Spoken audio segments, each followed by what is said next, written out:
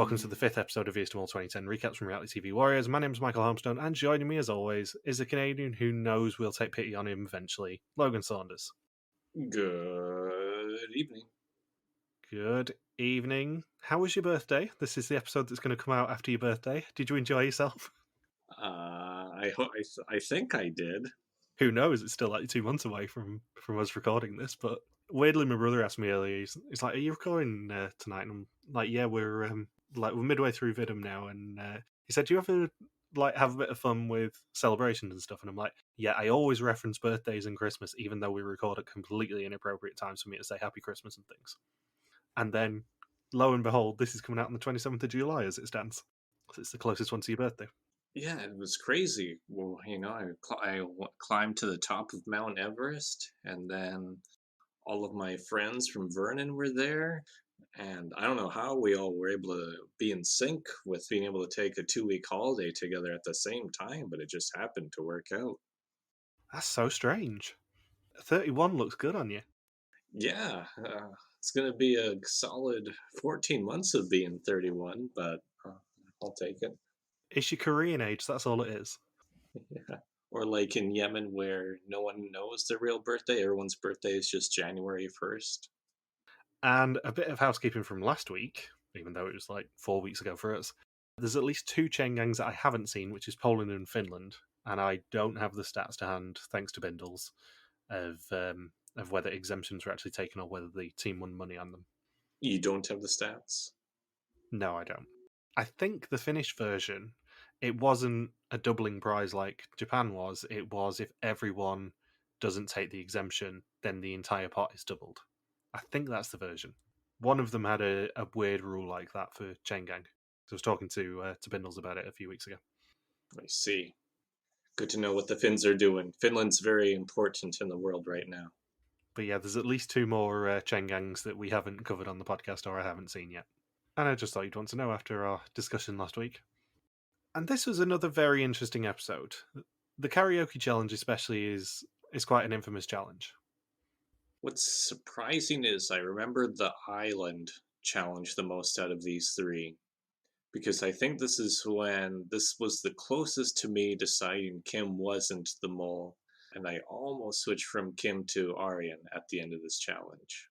In fact, to follow up on that, Hind, despite there being only 6 people left, easily the smallest edit of anybody to be eliminated this far into the season. She only got 3 confessionals the whole episode, and she doesn't even get a confessional until 23 minutes into the episode. Wow. And here's me thinking that Manuel was the most under-edited person of the season. No, I just forgot how, because I remember, well, I didn't forget. I just remember when I originally watched it and it was down to 6, I thought, oh, Hind must go because she has the smallest edit of all 6. What I didn't realize is just how under-edited Hind really, really was. She's easily the smallest character out of all 6 in her own elimination episode. That's pretty impressive to do over about halfway through a season. I think it's a perfect storm because the final 5 of this season is so infamous. Everyone really pulls their weight in that final 5. So obviously Hint isn't going to compare to that too much. I am a fan of Hint, as you might have guessed from the previous couple of weeks. But they do the first 5 to go home a little bit dirty in this season because the final 5 are so kind of huge character-wise. It almost reminds me of how Amazing Race starts getting edited in the later seasons, where the early boots get severely under-edited, even if it's their own elimination episode, and then whoever makes the end game will get the most airtime right from the very beginning of the season, unless there's a really big personality who goes home early, where editors are intentionally setting that up to bring that team back again for a future season.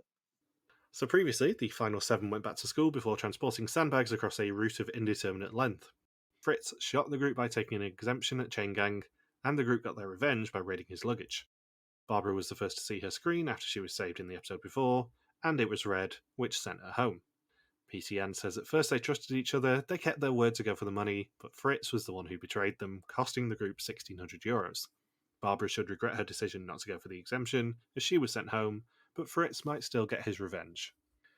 And it is day 7 in Sendai, and they are at a sushi place. They recap Barbara's exit, scored to the unseen boardroom from the Apprentice soundtrack again. Eric says you expect the first screen that you see to be green, so it's a shock. Arjen says he was left hanging most. They were the closest pair and shared their thoughts intimately. He thought that she was on the same mole that he was. Kim says that Barbara is very fanatic. They found that in each other, and Eric and Arjen are still her main suspects. And on the subject of Hind being vastly under-edited, Barbara was as well, as we said last week, but she gets a eulogy in this episode instead.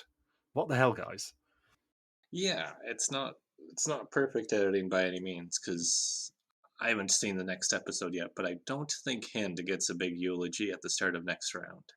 No, next episode I'm very much looking forward to because it has my favourite Meet Them All challenge ever in it. I love that Meet Them All challenge so much.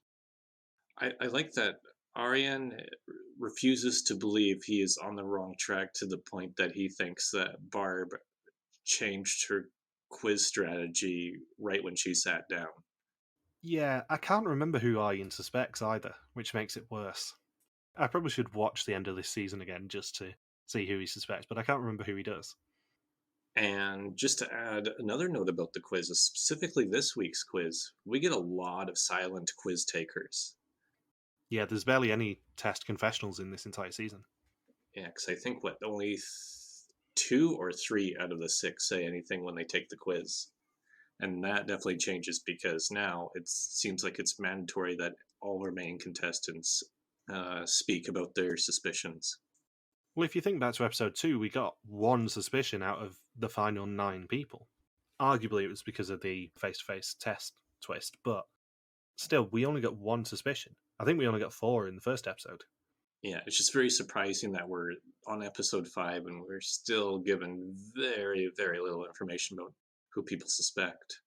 Yeah, and obviously, as we've discussed in the past, this season is very much the halfway house between what we would call old mole and not giving us many suspicions, having a very different vibe, all that sort of stuff, to what we would now consider new mole, where they just throw shit at the wall and see what sticks, basically. This is very much the transit area of Vidum that we've gone into with this season. Yeah. And actually, I'm fascinated when we get to Hong Kong, Philippines, to see how much of a difference you notice between Japan and Hong Kong, Philippines, because they're only 4 years apart. Right. It's very interesting. So we get to our first challenge for day 8, Matsushima Islands. Yeah, this is another weird thing because we see them travel with Pieter Jan. It becomes more of a Belgian vibe of it being a travelogue, rather than Pieter Jan just appearing from the woods. Yeah, it's very, very rare to see a Vidum host hang out with the contestants like this. Yeah, and also do his entire briefing whilst on a boat moving towards an abandoned island in Japan. Yeah, there's a rock, a small island, and a big island for this challenge. Yeah, and he wants 2 people on each, and they will be building a temple. Eric suggests that seeing as though they've got 3 men and 3 women left, they go for 1 man, 1 woman on each of the divisions. Kim volunteers to go with Eric so she can keep an eye on him. And they head to the small island. Sana and Arjen pair up and go to the big island, and that leaves Hind and Frits on the beach. They have 3 pieces of a temple and must build it at a 4th location. A rowing boat is provided to go between the locations, but a candidate cannot take the boat twice in a row or do the same route twice. They have 90 minutes to complete this puzzle and build themselves a temple. Arjen, being fairly logical, says that they have to solve it before they do anything else. He suggests on the walkie-talkie that they each take a few minutes to think and then actually do something after that, because all they have is a piece of paper with the pieces, a knife, a rope, and a pair of gloves. It's not a few minutes that they take, though. Arjen doesn't follow his own advice because the first boat doesn't move until at least 20 or 30 minutes into this thing. Yeah, it's not a few minutes at all. It did make me laugh because I'd completely forgotten that Arjen's like, oh yeah, let's just take a couple of minutes, get this solved, we'll absolutely beat them all out of this. And then you cut to, I think it's Frits doing the first bit of rowing, and it's 20 minutes into the challenge. And then there were other people saying that it was even longer than that before Frits started rowing. Do you think that this challenge was winnable? Not with Arjen's strategy, because not only did Arjen take forever to solve the challenge for everybody, but He didn't think about how to transport the items. He was just thinking about how to transport the people. Yeah, I'm not sure whether you could do this whilst also forcing the mole not to do any of the rowing. Because the damage is done by either letting the mole be in the boat, or alternatively, letting the mole be anywhere near that temple. I don't think you could do this challenge, logic puzzle wise, without all 6 people. Yeah, you can't just say, "Oh, it's all on Aryan," and then you're not really checking on anybody else. The only person who was truly being watched was Frits because of the exemption. Everyone was keeping their eye on Frits, and everyone was, no pun intended, everyone else was untethered. So Sana and Aryan use their tools to try and solve the puzzle. The gloves were locations, the knife was a boat, the pine cones were people, and Sana used the knife to cut out the temple pieces from the piece of paper. Fritz came to the same conclusion that they did, but he wasn't trusted after what he did in the woods. They send Fritz and Hind to the empty beach, where Fritz is left behind, and then Hind heads to Eric and Kim. Eric thinks that they can build the temple in 13 moves. As Eric and Kim are sailing past him, Fritz tries to change the plan, and Sana says no, repeatedly. Even if Fritz was to come up with a cure for cancer right now, they'd be shooting it down. I can't think of anyone in Vidum, at least, who has been as unpopular with the rest of their cast than Fritz. Like, he could say the sky is blue and everyone else is going to say it's green. It's that bad. He is deeply, deeply unpopular. And it makes me think that it might not have just been him taking the exemption that caused this to happen. He must have done something. Yeah, maybe he spat on all their possessions, or I don't know, made comments about their family members. Who knows? I just have a sneaking suspicion that it wasn't just about the exemption. I've no proof to that, but I have a gut feeling that it probably wasn't just about him taking the exemption. Yeah, maybe he called them all a bunch of dumb fucking idiots or something like that. We don't know, because that probably wouldn't be shown in Vidum. I don't think Avril wants that footage to make it to air. They're not Play Fair who love letting people swear. I was reminded of the Lloyd hanging off a cliff gif earlier from a chat on the Potters Bar Discord, and it just warms my heart to see not just that hilarious moment, but how much swearing there is in that moment. I think Karel, instead of saying Fritz Sissing is the mole, he said Fritz Sissing is the douchebag. But they had to change it. And that was also what got him blacklisted from Avro. Yeah, they're really going out of their way to protect Fritz. So Kim then gets sent to the Big Island. Sana's sent to the abandoned beach with the first piece, and that means Aryan is stuck on the Big Island with Fritz, bitching about the plan. And Fritz does not let this go. He keeps trying to change it, even though Sana's repeatedly told him no to his face. The thing is, if they followed Fritz's lead, they have a much better chance of winning this challenge, or at least earning more money. They would have earned more than 1,500 if they just let the chain gang game go and just listen to Fritz. Because there's no exemption on the line here. You can trust what Fritz is saying. So basically, what you're saying is his actions in the previous episode ended up causing a chain reaction. Yes, yeah. Now because of that, all of his relationships are being put on the Fritz. We're not having a pun off again. It's bad enough last time. I edited the Manuel episode and cut a lot of those jokes. So Kim and Sana struggle to get the first piece on the beach. Kim suggests that they send someone stronger back to help her, but Sana says no. With 15 minutes to go, they still have 4 pieces to get to the abandoned beach. Eric puts the first piece in and swaps with Kim, and then Sana drops the first piece in the water, thankfully for her, attached to the rope. Eric and Sana then pull the first 2 pieces up, and Sana goes to Hint, and bear in mind this is the first mention that Hint has had in this entire challenge. Oh yeah, she's a contestant. Yeah, Hint is also a contestant in this episode. She has not basically been shown in this entire challenge. She moved once with Fritz, and that was it. You think if she'd be a great replacement for Macaulay Culkin instead of Home Alone, it's Hind Alone. We forgot Kevin. I mean, hindsight is 2020. What can I say? Or 2010. Yeah, hindsight is 2010. Hint then brings the third piece to Eric, and there is no walkie-talkie on the abandoned beach, so Eric doesn't know who needs to go next. That was a rookie move. Yes. I'm thinking, oh, they're not going to get the 5,000. And he has to wait for her to climb the rock to help him work out who was next. Kim then tells Aryan that Hint asked how her piece should be assembled. Frits shouts over to tell her, and she flips it over. They were very lenient on that judging. I know we said this about the 2022 season. They're very lenient about the judging and letting them have it, even though it was upside down, when they eventually get €1,500 in the end of this challenge. Because that was not how it was actually put on the diagram they had. Yeah, because if it's one thing that the Japanese aren't known for, it's sloppiness. Yeah. Aryan's then sent with the fourth piece and 20 seconds remaining, and unsurprisingly, he misses the time. And he says maybe they took a little too long, and it took them half an hour to move anyone between the beaches. Yeah, You think? that's when you start thinking, who's mulling here, or do we all just suck? Yeah, think back to what I said a few weeks ago when we were discussing Arjen originally. I think this is the point where a lot of people in the Netherlands go, I think Arjen's the mole. I think Arjen's finally revealed himself. Even though they showed Angela saying, oh no, Arjen can never be the mole, he's not famous enough. I think he might actually be the mole at this point. And poor Sana's left with a piece that's as heavy as her. Yeah, this is not a good challenge for Sana having to transport things. Because those pieces look like they were at least 30 kilograms or 50 pounds each. Well, they were solid concrete. Yeah, they were like concrete blocks that you see on the streets. And poor Sana has to pull it uphill. Pull it uphill from an underwater position as well. That makes it even harder. There's like no leverage for her. So Pieter Jan says it's a sad sight to see half a temple on a rock. They had an ingenious plan, but evidently not ingenious enough. It wasn't a good idea to have Sana and Kim have to lift the heaviest part of the temple.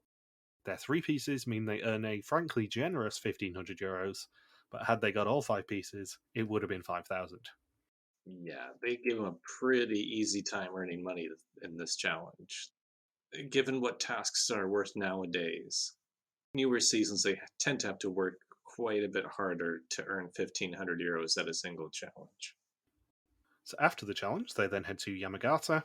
Yet again, it is scored with the unheard boardroom from The Apprentice, making its third appearance, and they really love The Apprentice soundtrack in this season. After hiding his clothes, they finally let Frits have his luggage back when they get to Yamagata. He says he felt like he was part of the group again. He knew that they would take pity on him eventually. And yeah, Frits is unshaven, unshowered, and I don't know if the group gave him his stuff back just to take pity on him or because they didn't want to be around a guy who was unshaven and unshowered for another potential week and a half. I suspect production might have had a little word with them, given that they were going up into the mountains the next day. They didn't want Frits, their star of Avro, according to Karel, dying of hypothermia. So I suspect they said, guys, you've got to at least let him have some sort of warmish clothes for tomorrow. And there's going to be a lot more physical activity, which means you'll really notice he hasn't showered in a while. Yeah. Otherwise, we're going to have to bury him in the crater. So on the morning of day 9, they're driven into the mountains. The air becomes thinner and the weather colder, and they are worried in the bus that it is a skiing assignment. They're dropped off at the Zau crater. Pieter Jan tells them that their assignment is up the hill, but Frits spots a sign with a mole logo on it. After 3 signs, Arjen gets suspicious that they have to remember something, so they decide to remember the kanji on the mole. Something interesting to point out about the confessionals as well, after my beloved Angela and Karel observations a couple of weeks ago about how they used a lot of Vaseline on the filter of that camera in the confessional room. Arjen and Hint both have confessionals in this challenge where they seem to be in a classroom of some description. Did they hire out a classroom just to do the confessionals? Because that's interesting if they did. Well, I mean, Japan's population is consistently decreasing, so maybe they shut down the school and I guess they could just use it for something. Maybe they use it for TV productions. It was just a very interesting location because nowadays they just use a black background. They always have the same black background no matter what. Yeah, it's like a green screen behind them, right? They probably just have a hotel room rented out just to do confessionals. Yeah. And if you look at a lot of the confessionals in this season, you see that they vary those locations a lot. We had the tea garden, we had the classrooms. There's a lot of hotel room ones. And I can't remember at what point they decide to start putting up the green screen and making it less unique. Because that's another thing that gives the season a bit of character. It adds to the character of the confessionals the fact that they're doing these in the traditional locales of Japan, and you can see certain locations behind them that are far more interesting than just a generic black screen. Yeah, Survivor in the early seasons, 'cause Gian and I have been watching the early seasons of Survivor again, just how they use specific locations for confessionals that fit in with the season. It's not just the confessional from the same stretch of beach in Fiji season after season after season after season. Yeah, it's just another way to add character to the season, I would argue. And we get some funny names for how they remember the Japanese characters. I believe Aryan's description was Sana with an S. Sana is stupid. Sana in a hamburger bun. There's one that's a guy with an enlarged dick or something, I think. One was Manuel with a face. And I think they stuck with Sana and her hamburger. So when they get to the top, they've seen 10 signs, and they find a chest with 4 locks and a basket of the kanji. They have to put them in order, and then they will find the numbers that they need to open the chest. Their time began when they left Pieter Jan, and they got 45 minutes in total, and only one chance to open the chest. They actually get the order pretty quickly. It's pretty impressive how good their memory is actually between them. And Aryan gets all of the credit for it because he was the first one to start memorizing the symbols, and he was the one that tried to come up with clever nicknames or clever mnemonics to memorize all of them. But when they flip the order over, they spot they have 13 numbers, which is one number too many. Sana runs down to check the one that they're not sure about. Luckily, she does, because both of the ones they were torn between for it were wrong. And they flip their numbers and this time have 12, which is the correct number. However, they're not sure if they should be reading left to right or right to left because they're in Japan. Very interesting. Frits also slightly moles when he says that he doesn't know there's an arrow on each lock as to where the numbers should line up. And it's not even a surprise that they get the right numbers because 2 of the locks open as Frits moves them, but so do the other 2, earning them the €1,500. Yeah, it was a quick $3,000 for them this episode. They're probably thinking, is Philippe the mole? Yeah, at this point they're getting like 40% of the money, and they're riding high, and then at the end of this episode the mole goes and it all gets thrown into disarray. I like that we can make those jokes now. And Pieter Jan once again compliments Aryan, and he says, "Oh, you have a fantastic memory. Everyone else just sucked." I'd forgotten how much I love Pieter Jan Hagens as a host. Because even when he's complimenting people at the end of this challenge and going, you've got a fantastic memory, he still can't resist taking a dig at people. He still can't resist just going, yeah, but, I mean, you guys relied on him a little bit too much, didn't you? You need to get your head out your asses. Yeah, if he's gone, you guys aren't going to earn a single euro from here on out. And now they're at a local restaurant, and Aryan asks a local Japanese woman to translate the symbols that they saw in the challenge. It's not just a random Japanese woman, it's their local translator. Oh, it was I thought they just meant like, oh, we found someone who was a translator for us. No, that was like their assigned translator? I'm assuming it was their assigned translator, yeah. But yeah, it seems to be the story of the sun rising. Although if you ask Loretta and Barbara, they're not sure which direction the sun rises in Japan, so it could have been rising from west to east for all they know. Yeah, it's rising. They have to look to South Korea to see the sunrise. And PC Ann tells us that with their success this episode, they're not making it easy for the mole who has to operate underground. In the darkness of the final assignment this episode, the mole will probably be very comfortable. And Pieter Jan goes from being demoted from TV show host, demoted to boat driver, and now demoted to being a ticket taker at a local movie theater. I would be remiss if I did not point out how deeply uncomfortable Pieter Jan looks when he's handing out the tickets. He does not fit in that booth in the slightest. I think it was more fit for a Japanese person, not for a tall Dutch person. I'm 99% sure that Pieter Jan is a similar height to me, so he looked deeply uncomfortable having to sit in that very small booth, even though it was probably only for about 5 minutes. I think Pieter Jan was extra pissed because I think it didn't make it on air, but he was trying to sell them a combo with popcorn and a soda for €10, but no one was willing to take him up on it, and that's how he gets a bonus at the movie theater. It's €10 from the pot as well, so it works. Yeah. The mall sabotaged the pot by buying a popcorn and a soda from Pieter Jan. And of course, at the bottom of the popcorn bucket was one of the exemptions. Yeah, and at the bottom of the soda, there was a yoker. Just get stuck in the person's throat. So they head to the Asahisa cinema for the final challenge. Pieter Jan's in the very uncomfortable booth and asks if they want to go to screen 1 or 2. Kim and Sana both pick 2, as does Arjen, and then screen 2 ends up being sold out. Yeah, Frits goes up to the counter. He's like, I'm going to go into cinema 2 as well. And then Pieter Jan says, go fuck yourself. You can't do. No, you have to do cinema 1. That leaves the other 3 having to do cinema 1. And on their way to their respective screens, they see the posters for the Empty Orchestra event, which is a very common quiz question, as it is the Japanese translation of karaoke. Inside their respective screens, they find a karaoke machine and a book full of songs. They also get screening of parts of the first couple of episodes, and the film confirms that they got 30 minutes to sing songs to each other without being able to hear each other. For each song that they correctly guess, they will earn €100 for the pot.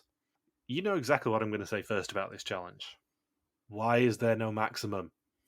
I know. When I was writing down the pot, I'm thinking, maybe 3,000? Yeah, 3,000 was the conservative estimate of a possible that I got from this challenge. But in theory, I think the book has 60,000 songs. So in theory, this is the most lucrative Vidum challenge possible, ever, at €6 million. The mole is doing a terrible job this episode. It's a €6 million assignment. What the hell, guys? Whew. Whoever wins this season can retire from whatever crappy entertainment job they have in Amsterdam. You can imagine production just kind of sitting in the office just going, for the love of God, people better not be good at miming charades, because we will be bankrupt from this episode. Yeah. Tim can finally quit his full-time job as a Sean William Scott impersonator. You can just imagine them earning like €2.5 million on this challenge, and then production having to sit them all down and go, yeah, you're going to have to bid for an exemption, but we need a ludicrously large bid. I'm talking like €2 million, please. I don't care if you get suspected after this. You need to bid €2 million. So Arjen gets Thriller quickly, and Screen 2 get up to do Vogue. They also get that quickly. Hind thought it was Kylie Minogue, which rhymes with Vogue, but it's not even close. Well, what year did Can't Get You Out of My Head come out? 2001? 2000, maybe even 1999. You went a little bit Arnold Schwarzenegger there. 2000. Get down. Yeah, 99, 2000, 2001. Yeah, 2001. Because I was thinking if it wasn't that much time before they recorded this episode, then it's kind of understandable her mistaking Vogue for Can't Get You Out of My Head. But, not that understandable if it was the best part of 10 years. Yeah, because Vogue would have been 91, and Can't Get You Out of My Head would be 2001. Yeah. And Can't Get You Out of My Head doesn't really have a distinct dance. Vogue definitely has one that gets parodied constantly on TV. Even Big Brother Canada 2, they did a similar challenge, and there were 2 house guests. Sabrina chose to do Vogue, but her partner, who was it for that challenge? Rochelle? She was 18 or 19 years old, so she wasn't even born yet when Vogue came out. So then Sabrina said, if I had any other house guest, they would have known it as Vogue. But because Rochelle is still a teenager, she wasn't going to get it. I am younger than Madonna's Vogue, and I would have got it. Well, now because there's been so much more pop culture attached to it. I would have still got it at the time Big Brother Canada 2 came out. I assume that Rochelle's not exactly, well-cultured is my guess. So the next one is Arjen getting Aretha Franklin's Think. Eric then gets Twist and Shout. And Eric actually sings Jailhouse Rock, which the other screen think is Scream. Shout, scream and shout. But at least Eric started doing a proper Elvis impression, and they could say, okay, he's doing the Elvis dance. Let's just list every Elvis song that we know. Yeah, and also Eric is a much more believable Elvis impersonator than your Rowan was. Yeah, so I was waiting for that. Obvious joke is obvious. Speaking of Kylie Minogue, I was very, very surprised that they couldn't get Locomotion, because that also has a very distinct dance.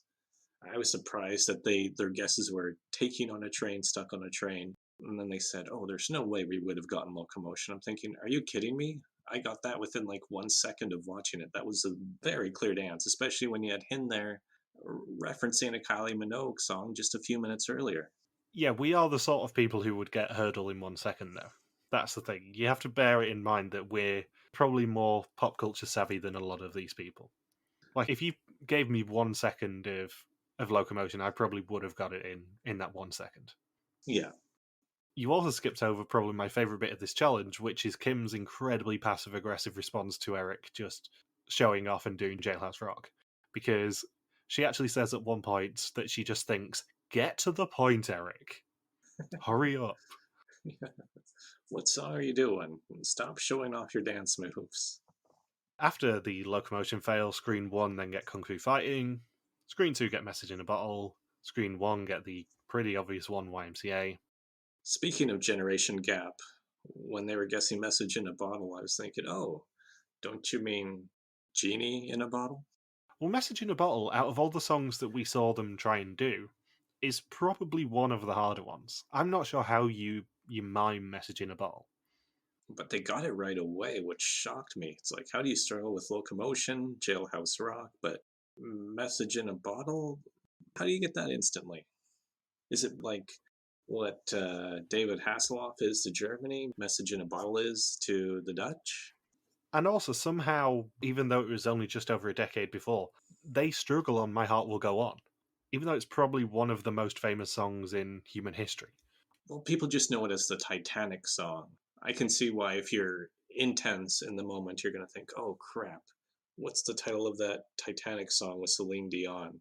At least they did the proper strategy of just going to the Celine Dion section and just naming off every single one of her songs.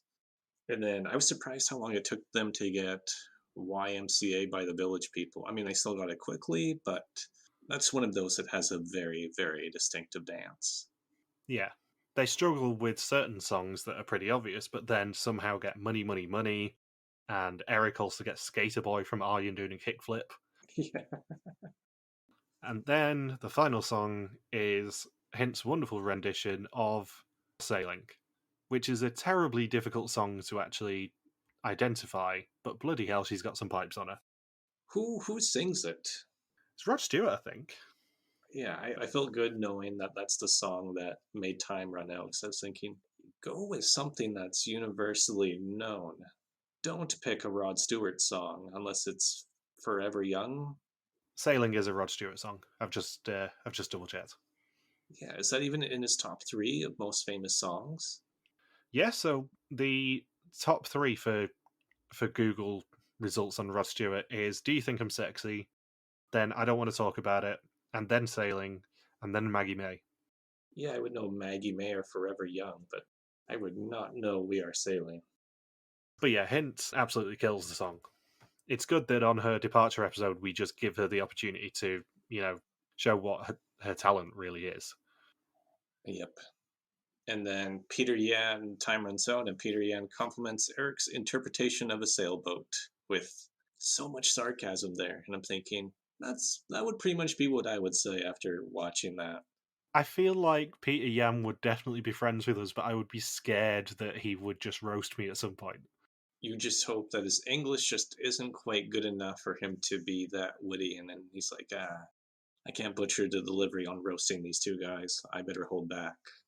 Oh, I would put money on the fact that he speaks incredibly good English. I would be terrified to be around him if there was even the potential of him roasting me. What's his Instagram? I'm going to reach out to him. We have to He talk to him doesn't about have this. one. What? Twitter? Twitter, I'm not sure about. Twitter's more likely, I think. But yeah, he doesn't have Instagram because I did try tagging him in the episode 3 one when I scheduled it, and nothing was coming up for Pieter Jan Hagens. We got to get him on here. 100% do that if you can. I would love to speak to him. I'd just be a little bit scared of him. So Pieter Jan confirms that they got 16 songs correct, which means they earned €1,600 of our hypothetical 3,000 for the challenge, 4,600 of 9,500 for the episode, and €12,900 of 40,700 for the season so far. And because these shows are incredibly efficient, it's now time for the test. 20 questions on the identity and actions of the mole. Whoever knows least goes home, except for the mole who can never go home. And whoever found the exemption in the bottom of their popcorn will be safe for this test. But I just wanted to watch Treasure Island. Eric says that Kim is his main suspect. She took a while to reach his island. Could she have been moling, or is she just inept? He's also keeping an eye on Sana. Maybe she'll be too fanatical and just get kicked out of the show, or maybe she's the mole. We are led to believe that Sana suspects Frits. Frits says that Arjen is a puzzler. He had a great plan, but maybe he knew all along what to do and let them go on a longer route to lose the money. Arjen says the mole was in screen number 1. Hind says the only person who's suspicious to her is Kim. Her rowing didn't go well, and if anyone moled on the mountain, it must have been Kim. And we are led to believe that Kim suspects Arjen. Pieter Jan doesn't even give them a pre-execution ramble this time, he just goes straight into entering names. Sana gets a green screen before Hint gets the red, and she says that she thought she was on the wrong track. Then change who you think the mole is if you think you're wrong. Well, yeah. And the thing is, going back to your point at the start of the episode, she doesn't get a montage, and then Pieter Jan doesn't even really converse with her. She just disappears. Yeah, she just walks away, right? She just walks away on her own, and it's like, oh, Pieter Jan really in production really don't like Hind. Yeah, it's really weird. It's such an odd end to the episode. Hind, for making it 5 episodes in, it's just such a bizarre trajectory for her, because she even had that one challenge where she didn't get to play it during the Joker challenge, where she was on her own. Yeah, it's just so strange.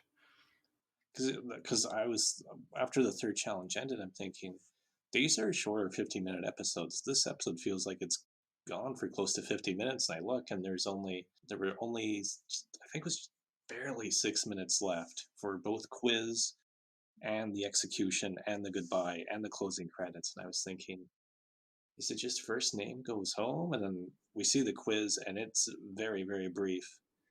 Pieter Jan says nothing at the execution. Everyone says nothing to him. We don't get a montage. Pieter Jan doesn't talk to her. She leaves. We get the closing credits, and then this teaser for next week, and that's it. It's like they realised when they edited the episode that they had loads of time over. And they're like, shit, we've got to fit this in 50 minutes. What can we cut? We don't really need to show Pieter Jan talking to them before the execution. We can rattle through the screens, I suppose. We don't really need to show that much of Hint leaving. So let's just cut some bits of her from the rest of the episode, and then people will be less devastated.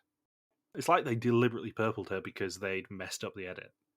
Yeah, now I understand why I knew she was going to go home before the execution happened. Back when I originally watched this season, I'm thinking, yeah, I could see why I was pretty convinced she was going home. Next episode, I will say, is an incredibly interesting one, because not only is there the Meet the Mole challenge, but there's a twist with the execution, which I don't know whether you remember, and obviously Whitewater Rafting Challenge, which always gives us a lot of comedy. Yeah, it's a blank space for me, but I think it's just because of the murderous row of these 3 episodes. Have you got anything else you want to say about Hint or this episode before we talk about what the mole did? Nope. Excellent. In that case, thank you for listening to our Vista Mole 2010 recap. We'll be back next week to continue the hunt for an old mole in Japan. Don't forget you can contact us on Twitter, Facebook, YouTube, or Instagram, where we are RTV Warriors, or you can email us on contact@rtvwarriors.com. Logan's on Twitter at Logsquacky, and I'm MJ Harmstone. Don't forget you can also support us via Patreon at patreon.com/rtvwarriors. Thank you as always to Marika for the subtitles. We'll see you next week. Peace out and just chill till the next flavoring.